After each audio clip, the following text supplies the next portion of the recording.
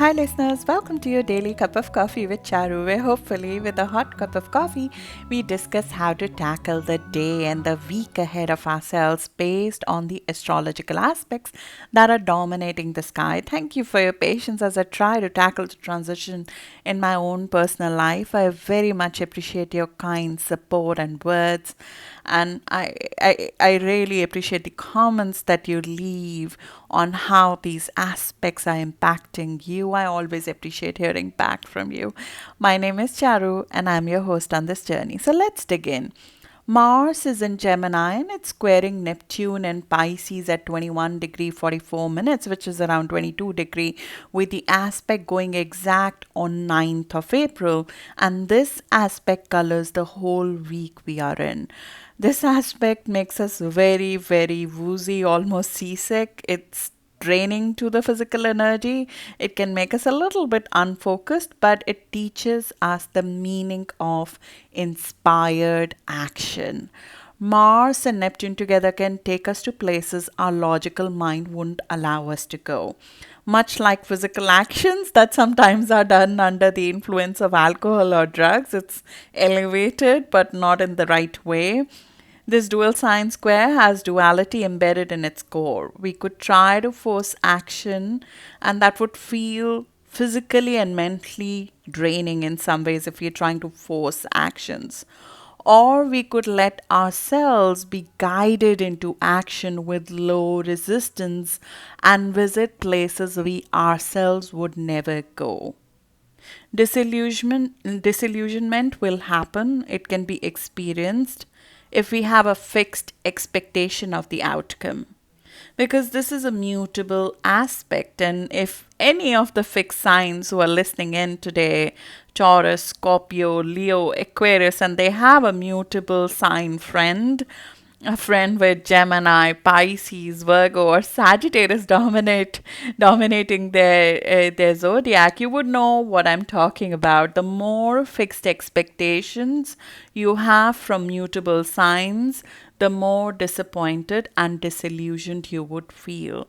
The more you flow with their flow, because they're trying to take a road less traveled and possibly a more interesting route, the more you would enjoy their company. Don't expect them and this aspect to show up on the place or time you think they should. They live on life's clock, not everybody else's. Events right now, in the same fashion, are not working on our timeline. They're working on their own inspired timeline. The warning with this is there can be disturbing elements, which can be either material or psychological, that can cause action to be delayed. It can create confusion around how to go about what we want. There could be confusion on what is the road we need to take, what is the concrete action we need to take to get what we want. Sometimes we fight this and the action is taken without having full or accurate information in hand, which can be detrimental. We can go in circles with that. But the imagination is very, very stimulated this week. Daydreaming, fantasy, exceptional inspiration, sexual fantasies, even, they can draw us into out of this world aspect. Certain creations which are completely out of this world can come into manifestation with that. On the other hand, as I said, this is a dual aspect. Overindulgence, withdrawal from reality, can bring about some disruptions. The lower frequency normally takes us down the road of depletion of physical energy, low immunity, accidents due to lapse in judgment, and emotional disillusionment. It's a short lived transit, but the impact can be easily managed by not trying to press on when we don't have clarity. Rather, channel this into creative, social, compassionate, inspirational goals. Neptune rules liquids, travel, seas, water bodies, where we can expect problems and confusions. There's immense benefit embedded in this very strong aspect as well. Mars is currently out of bounds. Out of bounds Mars makes us act out of our limitations. and meeting nebulous Neptune in hard aspect at degrees that Neptune has never itself walked on since mid-19th century means that we will be doing something we have never done before. We'll be out of our element right now. Precisely since 1857 is when last Neptune was here where it is right now. That was the start of Indian uprising against the British Empire, which was very well established. It was almost accepted that they are racially superior. The British army is racially superior and hence invincible in the real world. And that factor, that one uprising, broke that model, that many factors apart from that uprising, it challenged the invincibility and colonially enforced racial superiority of the British Empire, which encouraged further rebellion. Now, with Mars out of bounds, you might be inspired out of a higher dream or an inspiration of an ideal goal, which could break what was once invincible in your mind. The British Empire of your mind that's been ruling your life in some ways, collecting your checks and taxes just because it seemed to have a birthright to do so, would be questioned. Make sure that it's your idea and not of another when that happens. With Neptune, it's always that. A bit of confusion helps us walk on clouds. Break through the patterns we would normally not break from, because it thins the veil, it thins the boundaries between where we want to go and where we are. And like fighting a parasite, your body can feel weak fighting that old parasitic thought process and pattern, but trust the process to fight through it. Neptune helps us dissolve what's not real, even the not real fear. Sometimes that happens with heartbreaks and disillusionment, but it never takes away what was real to your soul's growth. It's going to dissolve some of those fears. It is going to dissolve some of these Mars and Gemini noise, which is over communication, over busy schedule, too much information, too much data, too many people, too much talks, too much negative talk sometimes, not so inspiring people and surroundings. Neptune will dissolve and cut through some of the noise a bit by making us almost unable to handle the noise in some ways. It makes us almost impossible physically for us to do it all, which makes us remove some of the things that are not so essential for our growth going forward. It questions our way of currently doing things when it deals with business, contracts, transport, travel, communication. Like, why does my toilet roll need to come all the way through a passageway owned by Egypt? Just as an example. At the same time, if our actions are inspired or even, in some ways originated through external factors. So what we are gunning to do is inspired because of our environment, not in a positive way, of course, inspired in the sense that they are influenced because of our immediate environment, the people that we are. It was not inspired from within. It is colored by others in our life.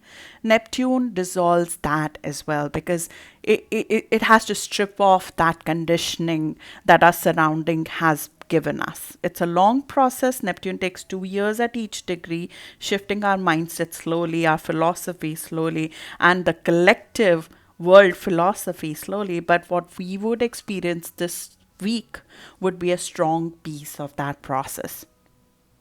Neptune left its shadow period on 19th of March. So we are going through some uncharted territory. We in our living life have never experienced those degrees. It is also true for Pluto. So both our psychology, especially our psychology, our thought process, because these are external planets, they affect the collective psychology and mindset. A collective psychology and mindset is going through some uncharted territory. Neptune is descending from a peak experience where certain key revelations have been had. That's what the new moon in Pisces was about, middle of March. And now Those inner revelations, those knowings have resulted in a new mandate that has been given to us, a new life mandate. But now its work is to descend that higher law into everyday existence. This is revealed knowledge, which has structuring power over our life, over the collective. It's different from physical experience. It's something that that has dawned upon us, that we have realized through a knowing. Rudyard used to call this degree as a prophet carrying tablets of the new law, walking down the slopes of Mount Sinai.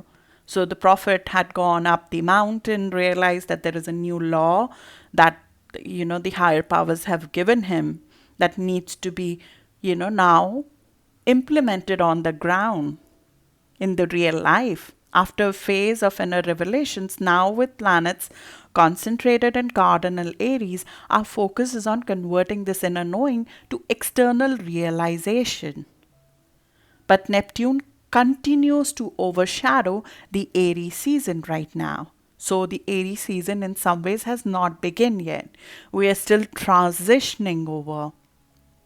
Neptune is making an aspect with the ruler of the season, Mars, and also the ruler of the full moon that is coming. So 11th or 12th of April, when we have the new moon in Aries, we'll feel the real season begin. And the two back-to-back moons, the new moon and full moon, they are both ruled by Mars. Completely action-oriented. But before we get there, Neptune wants to strip off something. It needs us to realize something.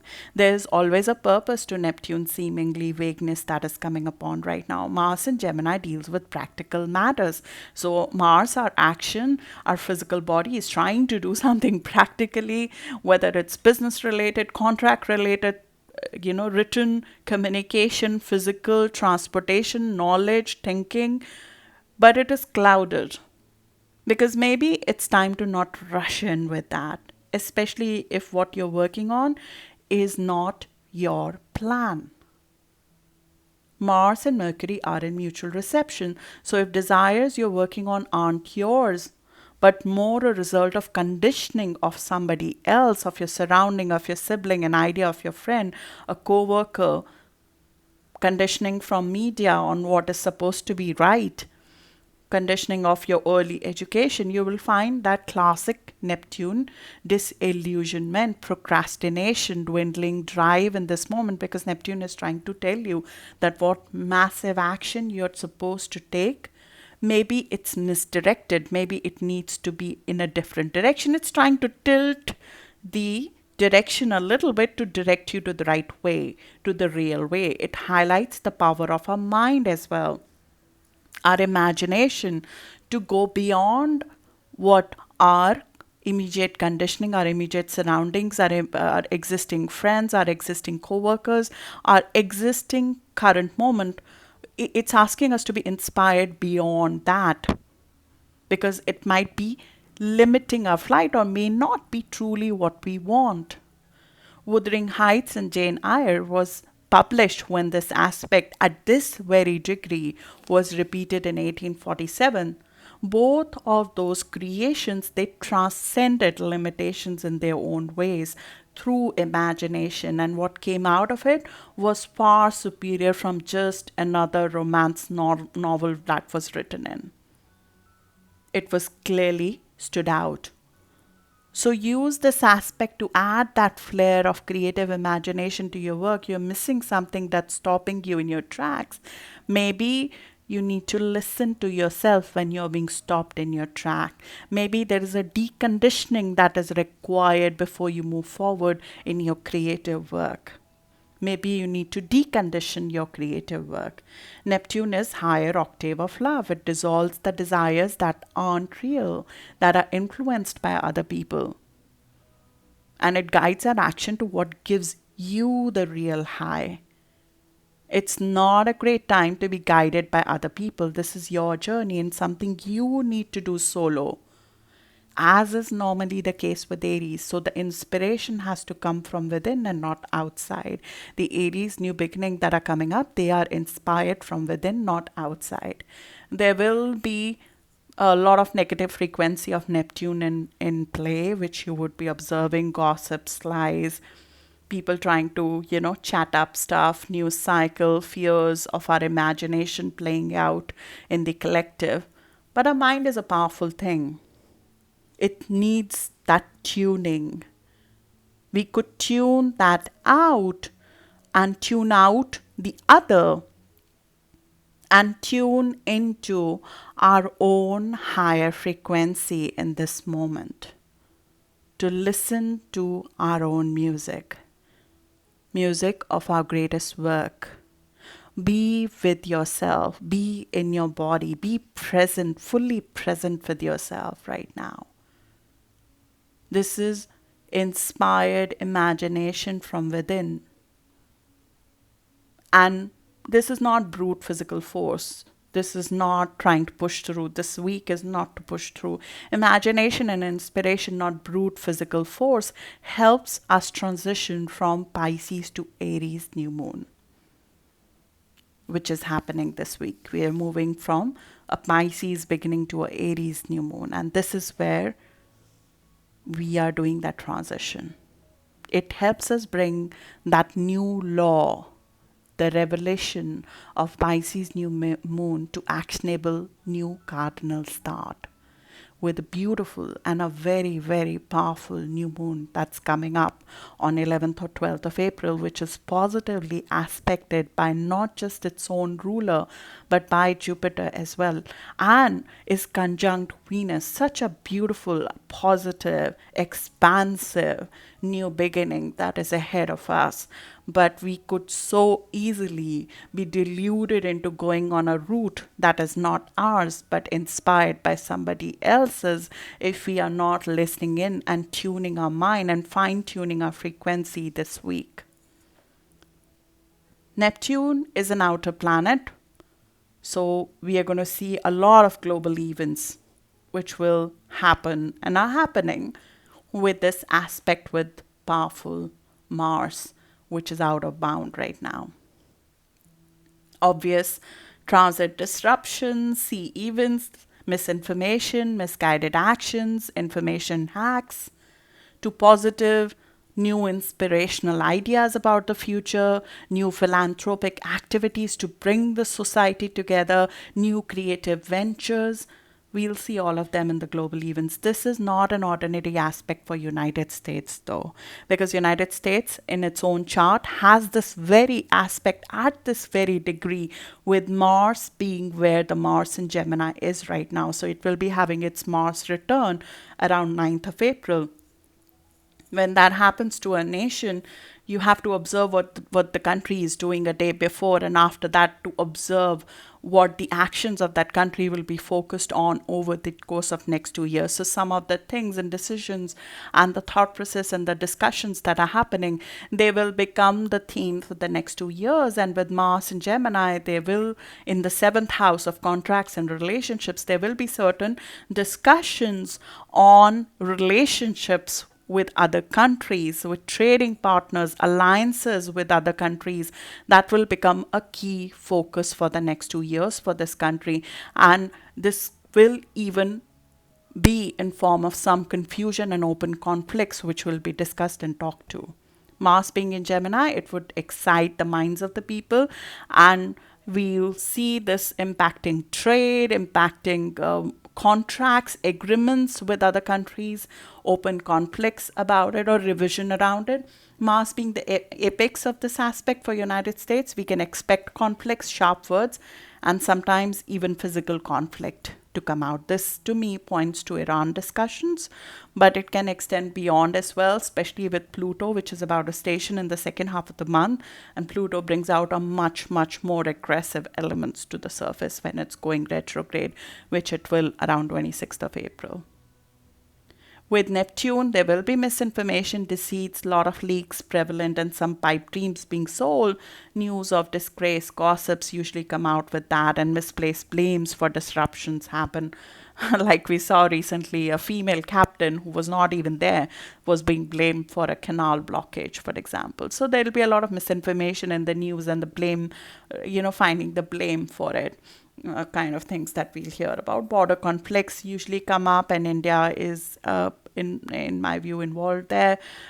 India's chart also very closely interacts with this aspect, and it's an important transit for India because it's about to complete its 2 year of Mars cycle as well, which started with the May 2019 elections. Good or bad outcome of that, along with the possibility of some disillusionment, is possible.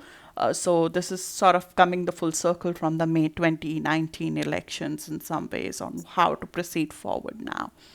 Chiron would be conjunct the ruler of Mars on 9th of April. I would be very careful in taking liberties with reopenings as well as with my own immunity around those times.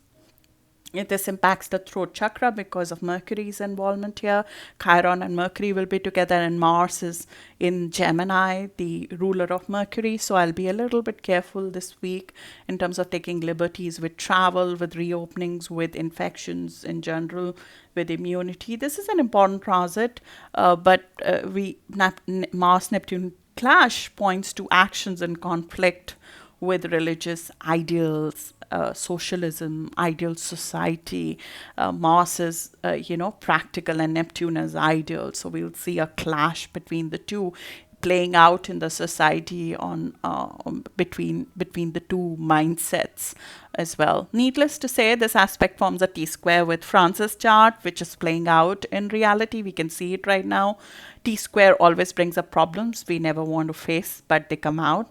Problems we have been dodging through or manipulating our way through, but ones that need discussion, honest discussions, and both sides need to hear out each other. They normally come out when a T-square happens, Neptune being the apex of this T-square in France. On its ascendant, we'll find that artists, religious leaders, spiritual leaders, they can be part of the solution. Neptune in the first house, though, will reflect for France as a country low immunity, possible sea water linked issues, and some amount of disillusionment of the people, which happens when a T-square happens. But T-square requires you to head on face an issue that you have previously not faced as a nation. Sometimes the actions and words are colored by fake religious leaders under the influence of this aspect. Neptune can bring some deceptive actions through religion. Compassion for the difference between people following different religion always has power to surpass this confusion and delusion by a few. I will close this here. Happy to look at specific countries if you like, or discuss by sign. Possibly in the next part, we can go over this aspect by sign. As always, like, subscribe, and comment to support the channel. I appreciate your time always with me. Happy to see you back, and I'll see you in the next video now. Thank you.